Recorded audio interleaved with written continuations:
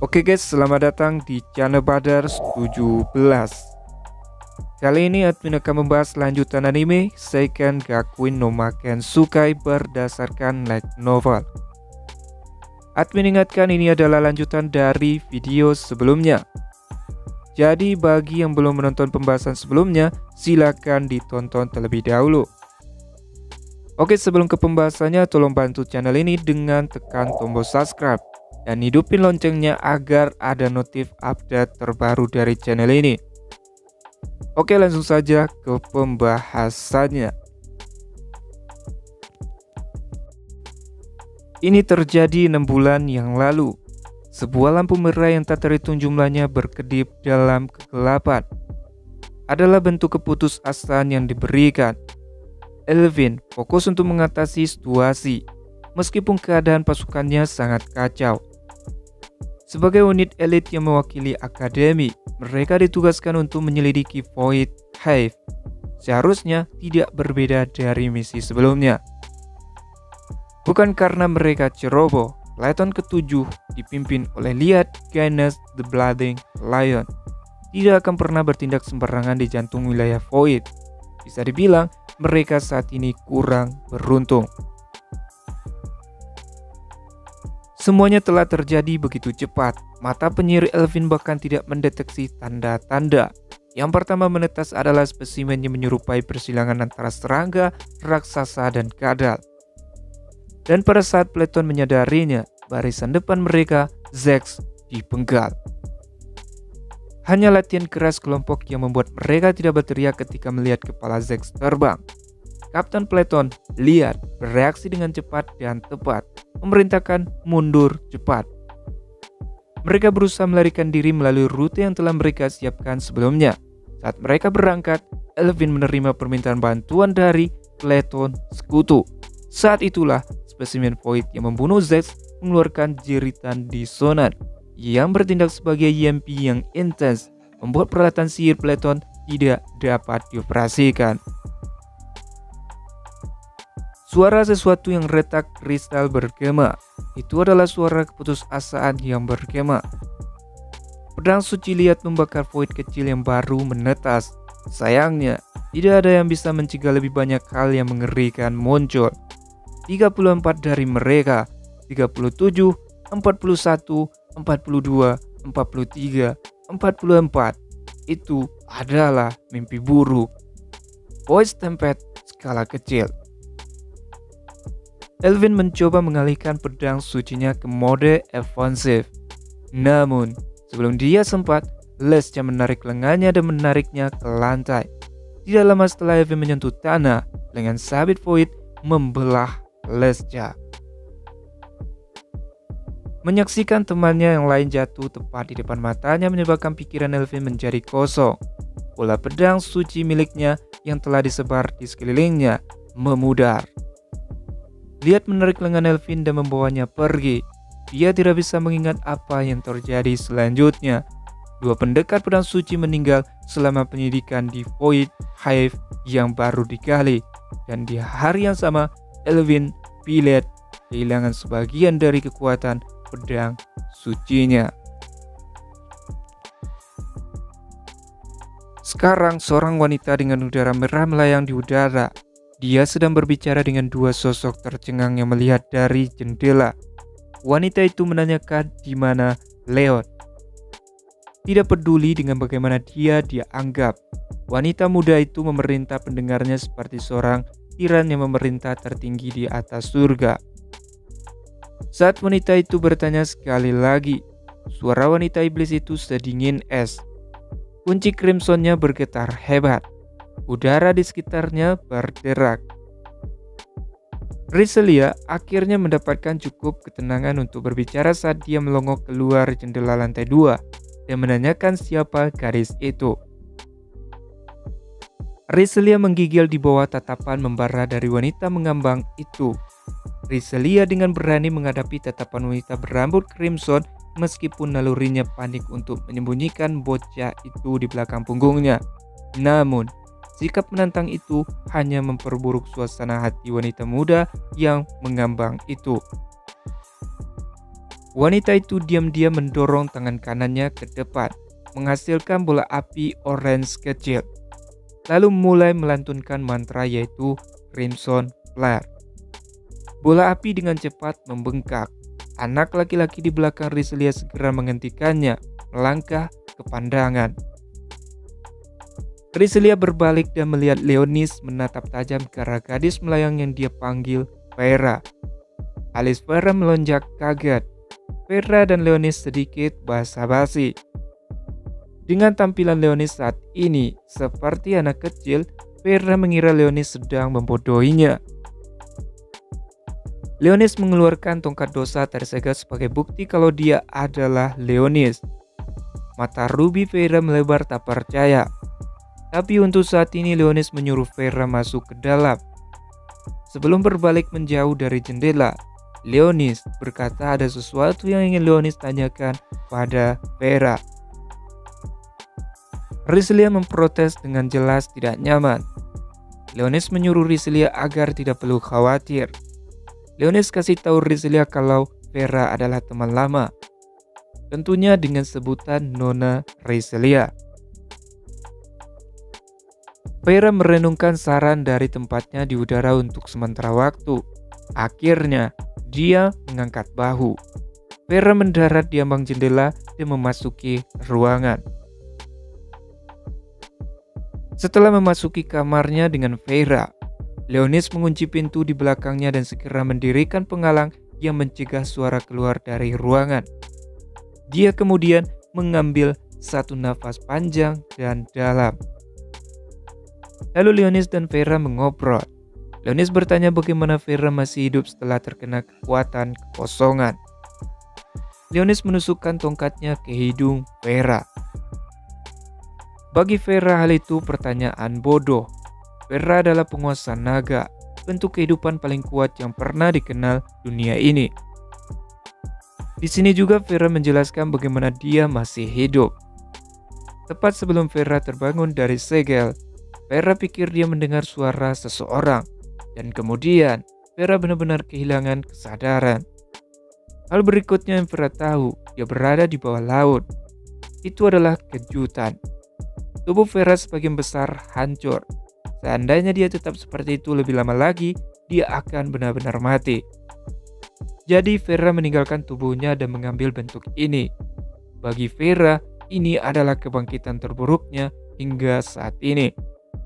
Intinya Vera meninggalkan sebagian besar kekuatannya di sana. Di pikiran Leonis, Vera ini benar-benar seperti kadal.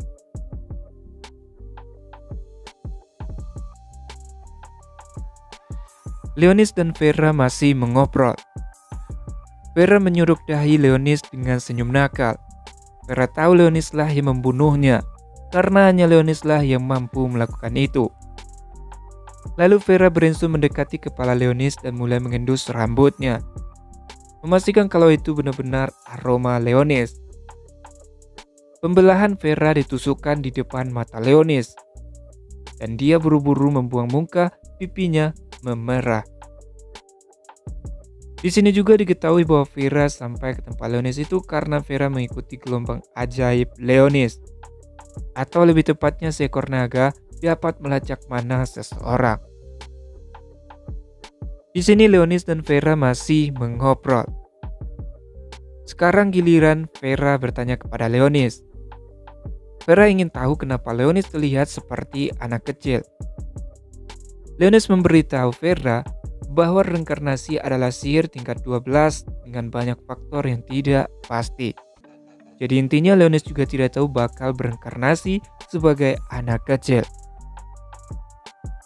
Vera mempertimbangkan sesuatu sejenak. Bagi Vera, Leonis yang sekarang terlihat sangat imut. Leonis menyuruh Vera mengurus urusannya sendiri. Dengan tingkah Leonis yang juga seperti anak kecil, membuat Vera yang duduk di kasur Leonis tertawa. Leonis melarang Vera duduk di kasurnya, tetapi Vera mengabaikan Leonis. Vera kemudian mengalihkan pandangannya ke bingkai foto yang duduk di meja samping tempat tidur.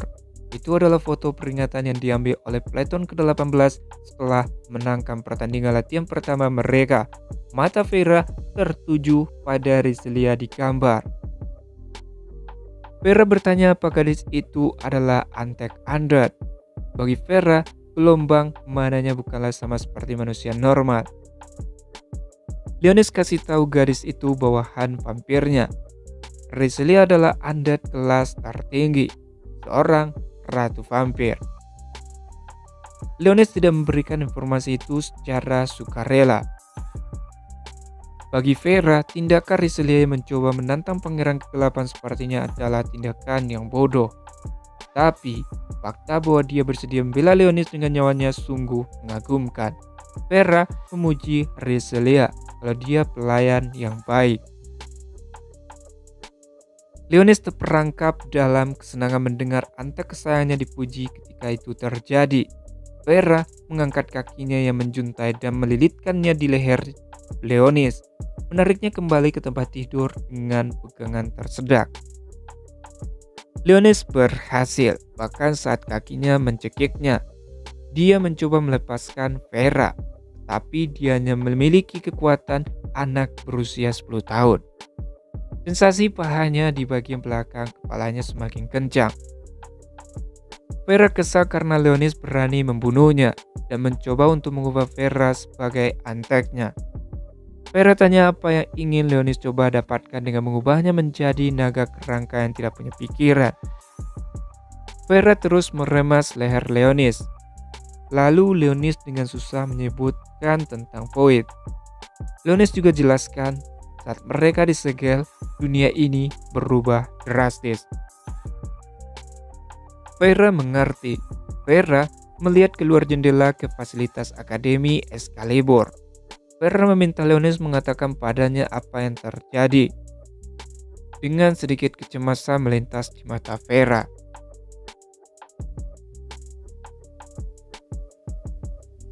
Sementara mereka mengobrol, Rizlia menguping di luar pintu Leonis. Walaupun begitu, Rizlia tidak dapat mendengar percakapan mereka. Rizlia mengira kalau mereka sedang berbisik. Teringat kalau Leon menyebut Vera adalah teman lamanya, Rizlia sekarang berpikir keras. Leonis tampak seperti anak laki-laki, tetapi identitas aslinya adalah seorang penyihir kuno yang kuat. Rizlia mengira gadis ini juga berasal dari masa lalu. Jika benar mereka teman lama, berarti Leon tidak diragukan lagi lebih dekat dengannya daripada Rizlia. Rizlia tersiksa oleh pikiran seperti itu di depan pintu. Dia melilitkan kuncir rambutnya di sekitar ujung jari. Intinya Rizlia ini iri dengan Vera. Dan ada sesuatu yang ingin Rizlia tanyakan kepada Leon juga. Rizlia membawa tangannya ke dadanya, mengepalkannya di jantungnya. Hal yang ingin ditanyakan oleh Rizlia adalah batu hitam yang ditanamkan oleh Nafakas di dadanya. Jadi ini sudah 3 hari sejak insiden itu, dan masih tidak ada tanda-tanda akan terjadi sesuatu dengannya. Apalagi Rizlia tidak tahu siapa pendeta itu, dan kemungkinan juga Leonis tidak tahu. Selama Rizlia memikirkan itu, langkah kaki terdengar saat seseorang bergegas menaiki tangga. Pintu terbuka, memperlihatkan Regina dengan pakaian pelayannya. Regina kasih tahu ada kawat di halaman belakang. Regina khawatir jika terjadi sesuatu pada Rizlia. Tapi setelah tahu Rizlia tidak apa-apa, Regina menghela nafas lega ketika dia melihatnya. Regina berjalan cepat ke dalam ruangan dengan pedang sucinya yang terletak dalam bentuk senapan, yaitu Dark Striker. Kemudian dia mencondongkan tubuh keluar jendela, mengintip ke kawah besar yang telah dibelah menjadi halaman belakang mereka. Lalu Regina bertanya apa itu ulah Void, dan dijawab Rizlia kalau itu bukan ulah Void. Regina terkejut mendengarnya. Rizlia kemudian mengarang cerita. Rizlia menyebut tentang serangga. Serangga itu bernama Buk, dan serangga itu masih banyak berkeliaran di asrama. Buk itu pernah mengancam semua asrama. Mereka meminta Nona Fine menggunakan mata penyihirnya untuk menemukan sarang mereka dan melawan mereka selama 3 hari sebelum akhirnya mengklaim kemenangan. Jadi karena Rizelia menemukan satu di dapur, Rizelia meminta Leon menghancurkannya berkeping-keping. Rizelia mengarahkan pandangannya ke kawah itu. Dengan begitu, Regina mengerti. Bagi Regina, serangga itu menjijikan. Regina tampaknya sangat yakin dan Rex Striker menghilang. Kemudian Regina dan Rizelia mengobrol. Regina tanya tentang apakah Rizelia melihat pesannya pagi ini.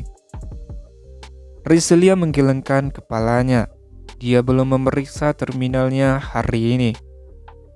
Regina beritahu bahwa pesawat pengintai akademi mendeteksi void hive yang besar.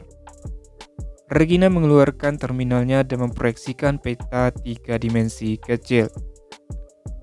Rizelia terkejut lokasi itu tempat Leonis, yaitu reruntuhan yang mereka selidiki saat itu. Void hive baru ini telah ditemukan di hutan besar yang tumbuh di dekat pintu masuk reruntuhan bawah tanah tempat Leonis ditemukan. Sebuah racun tebal sekarang meresap ke seluruh kayu, membuatnya mendapat julukan hutan kematian. Rizelia menatap serius ke layar terminal. Dia tidak pernah bisa melupakan itu. Itu adalah hari di mana dia kehilangan nyawanya. Regina beritahu bahwa Biro Administrasi ingin membentuk unit pemusnahan paling cepat besok dan mengirim mereka ke lokasi secepatnya. Rizelia tanya apa mereka juga meminta Platon ke-18 untuk berpartisipasi. Dan Regina menjawab masih belum. Tapi ada kemungkinan mereka akan melakukannya. Ada 3 alasan yang membuatnya mungkin.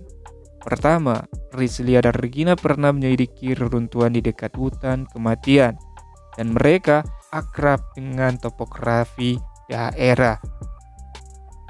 Kedua, informasi yang Elvin kumpulkan saat itu sebagai operator mereka akan berguna untuk situasi saat ini. Dan terakhir, mereka baru saja menyelesaikan tugas mengesankan untuk kembali dengan selamat dari tamasya ke Deer Soul Garden. Jadi Rizelia nyuruh Regina agar bersiap-siap kalau mereka dipanggil.